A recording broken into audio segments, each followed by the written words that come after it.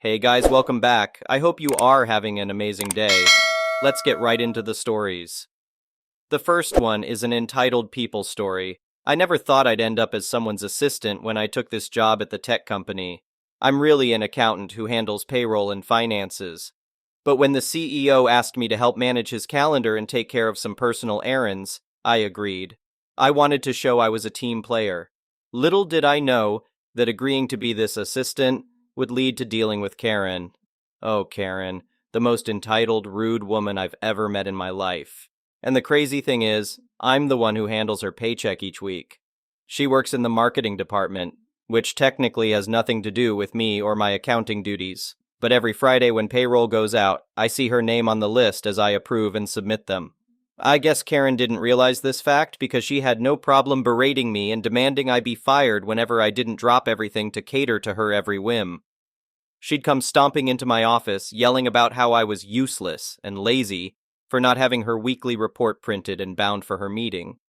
Or she'd chastise me for taking too long to pick up her dry cleaning when I was in the middle of balancing accounts. The worst was the time she demeaned me in front of the whole office at the holiday party. I was chatting with some coworkers and enjoying the food when Karen barged over. "You!" she snapped. "Where have you been? I asked you to get me a refresh on my drink 10 minutes ago. Do we pay you to socialize or serve me?" My cheeks burned with humiliation as all my coworkers turned to stare. I stammered apologies and rushed off to grab her a new glass of wine, utterly mortified that she talked to me that way in front of everyone. Later, as the party was winding down, Karen appeared and got in my face again. "I don't know why we keep someone so useless around," she sneered. "You can't even handle basic drink service. I'm going to talk to the CEO on Monday about finding a new assistant who can actually do their job." That was the final straw. As Karen turned and flounced away, I found my voice. "You know what, Karen?" I said loudly. "I don't actually work for you. I handle accounts and finances here, including processing your paycheck every week." Karen froze, then slowly turned back to face me, her eyes wide. Murmurs rose from my watching coworkers. "So if anyone is going to talk to the CEO about your job on Monday, it's going to be me," I continued, adrenaline pumping through me. "Because I'm sick of you treating me like dirt when I'm the one who approves the money that pays your salary." Karen's mouth opened and closed like a fish, but no words came out. She looked around at the staring coworkers and reddened. For once, the arrogance had drained from her face and she seemed small, embarrassed. I held her gaze unflinchingly. "I expect a sincere apology on Monday for the way you've treated me since I agreed to help with some administrative tasks. If I don't get it, I'll be reevaluating your compensation package." With that, I turned sharply and walked away, leaving a crowd of slack-jawed coworkers and a shell-shocked Karen in my wake. My hands were shaking, but my heart swelled with victorious relief. I'd finally stood up for myself against her demeaning tirades. On Monday morning, I arrived at work filled with nervous anticipation. Had I been too harsh? Would Karen retaliate or try to get me fired? But as I headed toward my office, I spotted her waiting outside my door, staring at her feet. When she looked up and saw me, she flushed red and cleared her throat awkwardly. "I wanted to apologize," she mumbled, not quite meeting my eyes. "I didn't know you handled the finances and payroll here. I shouldn't have spoken to you that way at the party or treated you so poorly." I raised an eyebrow, waiting. "So yeah, I'm very sorry for being so rude," Karen added hastily. "It won't happen again." I allowed myself a small smile of satisfaction and nodded. "Apology accepted. I'm glad we could resolve this amicably." Karen looked immensely relieved. I bid her a good day and entered my office, finally feeling a sense of regained dignity. Word must have spread about the party confrontation because I noticed a new tone of respect from my coworkers over the next few weeks. No one wanted to end up on the wrong side of the guy who controlled the paychecks. But of course, Karen couldn't help but backslide eventually. Old habits die hard, I guess. A few months later, she was demanding I work late to print and collate some huge presentation for her. When I politely declined due to having dinner plans, she resorting to threats again. "If you don't stay and finish this tonight, I'll... She faltered under my stern gaze. We both knew she no longer held any power over me. After a tense moment, Karen tried a different tactic. "Please?" she implored with an overly sweet smile. "I'll be eternally grateful, and I know HR has been encouraging us to build more cooperative relationships." I rolled my eyes internally but agreed to stay late to help, realizing she would just keep pestering me otherwise. I decided to make it clear this was a one-time thing, though, not the reinstatement of her bullying behavior. Sure enough, the following week, Karen asked me to pick up her dry cleaning again during my lunch break. I politely declined, reminding her that I had my own work to do. She looked annoyed but didn't push it. The dynamic had shifted permanently in our work relationship. Karen had been forced to acknowledge I wasn't just some lackey she could endlessly disrespect. Did she like me now after being put in her place? Doubtful, but there was a new hesitance around me, an awareness that I wasn't powerless against her demands and belittlements. With time, our interactions became strictly professional and limited. And if I noticed some weeks her pay happened to be a fraction lower than normal, well, maybe she shouldn't have incurred those administrative payroll fees. Let's just say Karen thought twice from that point on before disrespecting her company's humble accountant ever again. The next one is a pro-revenge story. This takes place before smartphones were omnipresent. I had a friend, we'll call him Bob, that was suspicious of his wife's social circle. One of her closest friends had been caught cheating and tried to throw her under the bus as well. Bob had no proof and things settled down for a while. Bob was an IT professional and very, very good with PCs and networks. Nearly a year later, Bob's wife is acting shady again after her high school reunion. He confides in me and we talked through some scenarios. He jokingly mentioned a keylogger. He finally asked me to just drop it, and most of all, don't tell anyone, not even your wife. A couple months pass and I'm up early, 5:30. 6, getting ready for work. I get a Facebook Messenger notification and see that I've been sent a link from Bob, but it's a group chat. It's literally everyone we know. Her family, his family, our friends, strangers, everyone. I didn't open it. It looked like a phishing link, even though it came from him who's extremely cautious. A short while later, I get an email from Bob with some ominous, unsavory comments and the same link. It's a group email with the recipients open-copied, his wife's work, her family, her friends, his family, other people I didn't know. I knew it was legitimate now, so I opened it. The link was to a hastily made website containing pictures and videos of his wife and another man. This wasn't hidden camera footage, it was screenshots, including video screen captures.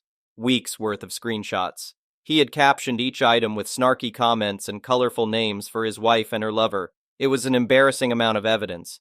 Videos of her masturbating with her lover. Chat logs about how they can't wait to duck again. Solo masturbation videos of her and him. Tons of pictures. And the straw that broke the camel's back trash talking her husband to her lover. Comments about how much bigger and better he was. Her efforts to stroke her lover's ego were especially hurtful. I dropped what I was doing and called him. He was drunk and combative. He had been up all night making the website and drowning in liquor. Not one good word to say about women in general. He was extremely emotional, but after some work, I had convinced him to take the website down before it does irreparable damage to his marriage, their careers, and his children. As he's sobbing and logging in to remove the website, I hear loud yelling as she bursts into the room. A screaming match ensues, and there's nothing I can do to pull him back. Apparently, her mother or sister saw the page, blew up her phone until she woke up and answered. She saw the website and went on the offensive. The phone call drops after 30 seconds of her screaming while Bob is calling her a whore, and I can't contact him again. The website was still up for the rest of the day, and he was kind enough to put a view counter on it. Hundreds of people watched her masturbating with a married former classmate. Bob had done his homework. He installed a keylogger that records the whole screen. When he was out, she would log into the PC and/or Facebook and play with her boyfriend. Bob had found her lover, his family, his wife's family, his job, etc., etc. All these people were included in the Facebook and email groups. I do not know what became of her lover and his marriage, but I do know what happened to Bob's life. His wife was desperate to make amends. She tried and offered everything. In the end, it was her comments about her lover and his prowess that were her undoing. Bob tried to take her back, even after all his friends and family had seen her naked and cheating, but he couldn't get over the comments about his manhood. Bob eventually left her, gained about 100 pounds, and then finally moved as far away as possible and became a horrible human being. I have no idea what he's doing now, as he went scorched earth with most friendships and his family. She's gross and has a face shaped like a bowling ball now. Line forms at the rear. The next one is a petty revenge story. Years ago, when my wife and I first got married, we moved into a small one-bedroom apartment together. We found out later that this particular unit had been vacant for quite a while. The woman on the other side of our only shared wall was an elderly woman. She never spoke to us, but was never overtly rude either. Very quickly after moving in, we received a notice that someone had complained about excessive noise. Now, we were young, but we never liked to throw parties at our own house. We went out, so we had never even had people over at this point, so we were quite confused by this. We called the office and they told us not to worry too much about it. It must have been a misunderstanding. About a week later, we got a knock on our door. It was the police, and we opened the door to see what was up. They told us a neighbor had called and complained that we were being too loud.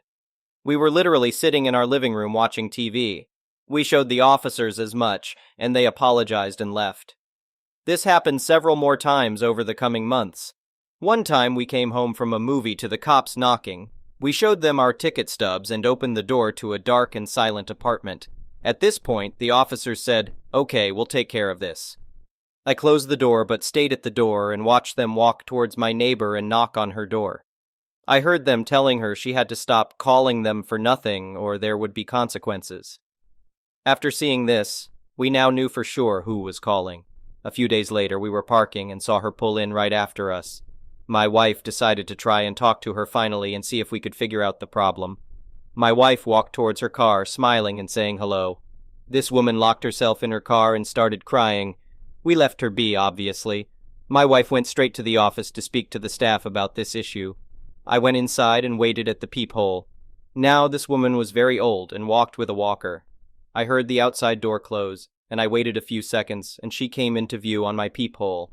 While she was walking by my door, I reached back and kicked the door with all my might. She screamed, lifting her walker into the air, and screamed as she nearly sprinted to her apartment. After a few minutes, I got out my vacuum and started running it as cover because I knew what was coming.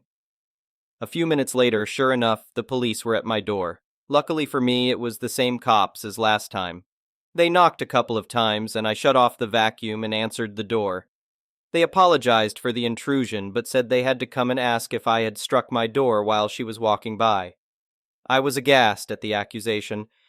I said, "Guys, come on, I would never do that. What kind of childish monster would do that to an old woman?" I don't know if they believed me or not, but they accepted the explanation. After this final straw, she was not allowed to renew her lease a few months later and was cited for improper use of 911. We were granted an order of protection against her. Was I an a-hole and super petty? Definitely. Do I regret it sometimes? Would I do it again? Abso-freaking-lutely. The next one is a malicious compliance story. Some background. About a year or two ago, I did a lot of shopping at a grocery store for work. Sometimes I needed to grab items from the liquor store attached inside the grocery store. The liquor store operated as its own separate little store with its checkout, but it was still owned by the grocery store, and you had to enter from inside the grocery store. When you entered the liquor store, there was a sign that you must leave your shopping cart outside. This normally made sense as the liquor store is small, and having people and carts all around would cause quite the traffic jam. On to the day in question. On my list for this shopping trip, I had a full load of liquor to get for the bar at work and for a holiday party. I probably needed around 15 handles of assorted booze. As I walked into the liquor store for this shopping trip, there was no one else around except for the cashier. Knowing I had a large number of items to purchase, I asked if I could bring my empty cart in and park it next to the checkout spot so I could load it with all the liquor bottles I needed to purchase. I was met with a very nasty "No, don't you see the sign?" I tried to explain the situation and how I needed many more bottles than I could possibly carry, plus there were no handheld baskets around for me to try and manage. The cashier wasn't having it and told me if I really couldn't carry everything at once, I could place some items on the checkout counter while I went to get more. This is where the malicious compliance comes in. I only needed about 15 bottles to cover the month's supply of booze, but I figured why not go ahead and get stocked up for next month. I spent about 15 minutes running back and forth from the shelves to the counter, placing more and more items down, taking up the whole counter. As I was doing this, a few customers came in, and I watched the cashier struggle to work around my items in order to scan and check out the other customers. The look on the cashier's face was glorious as he had to work around a problem he created for himself. When I finally did check out, the cashier didn't have enough room on the checkout counter to scan and bag my items. So, get this. The cashier then told me I could bring my cart in to put the bottles in to make room on the counter. I jokingly asked if he knew that carts were prohibited in the liquor store, but he didn't laugh at that one. After a few seconds of awkward silence, I went and got my cart anyway, because it would have been a huge inconvenience for me to run back and forth from the counter to my cart. I genuinely understand the store's policy on this, but sometimes there needs to be exceptions to the rule. The next one is an entitled people story. A few years ago, 2 friends' mothers were hospitalized and subsequently passed away.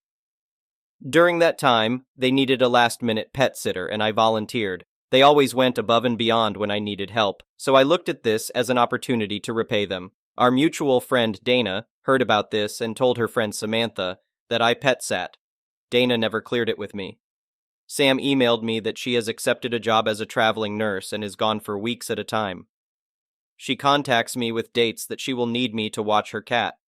I respond that I am available and explain how much I charge. She replies that she's surprised I charge, and that it's too much money.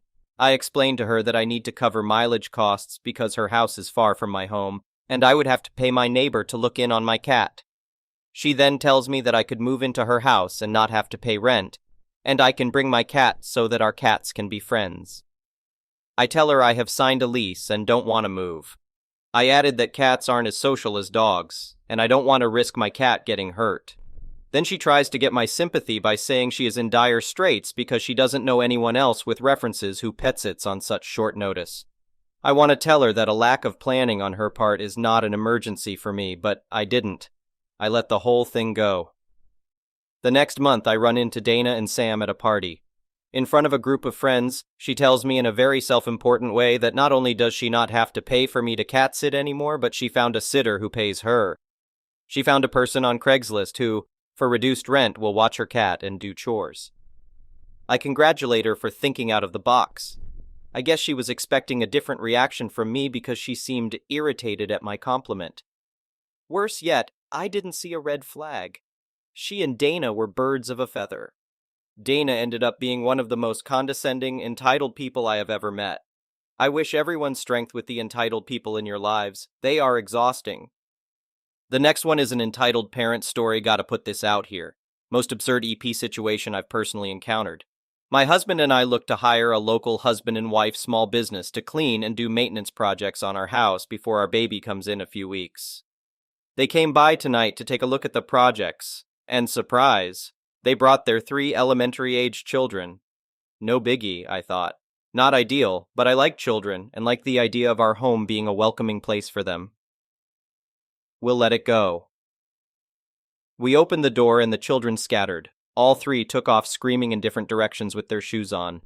1 ended up in my bedroom, and 2 on different ends of the living room, where all 3 started pulling my daughter's carefully organized, orderly toys off the shelves at an extremely rapid pace. Well, they sure made themselves at home, the mom beamed. They sure love your house.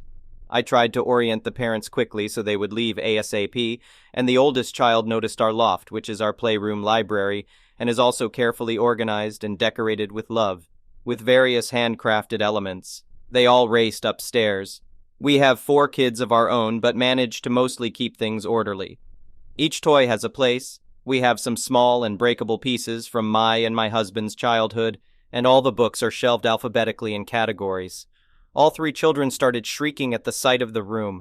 I was trying to wrap up the discussion with the mom. Then, the stomping started and the clanging. It sounded like they were jumping off furniture. I paused for the mom to say something, but she didn't even bat an eyelash.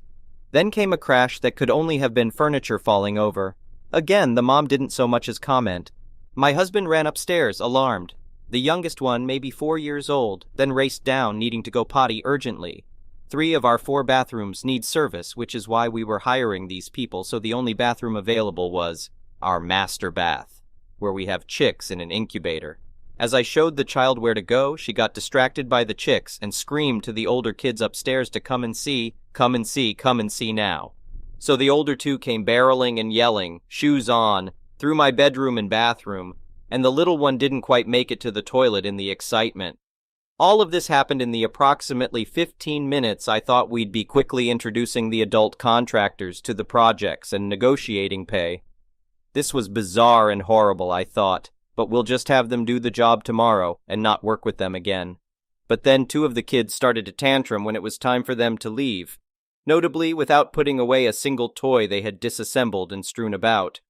Mom says, "It's okay, we'll be back so you can play more with them tomorrow." What the duck? She was expecting to bring the children and leave them unsupervised in my home, or maybe she expected me to provide childcare while she performed tasks that were clearly unsafe for children in closed-off rooms for 7 hours. Of course, we are canceling. I'm almost too shocked to even be upset. I just checked upstairs and found a shelf of books partially toppled. Every toy in the living room is in pieces on the floor. Pee is not in the toilet. It happened so fast I just can't. What? Thank you for watching. I would really appreciate it if you could like the video and subscribe to our channel if you haven't already. We'll see you again tomorrow.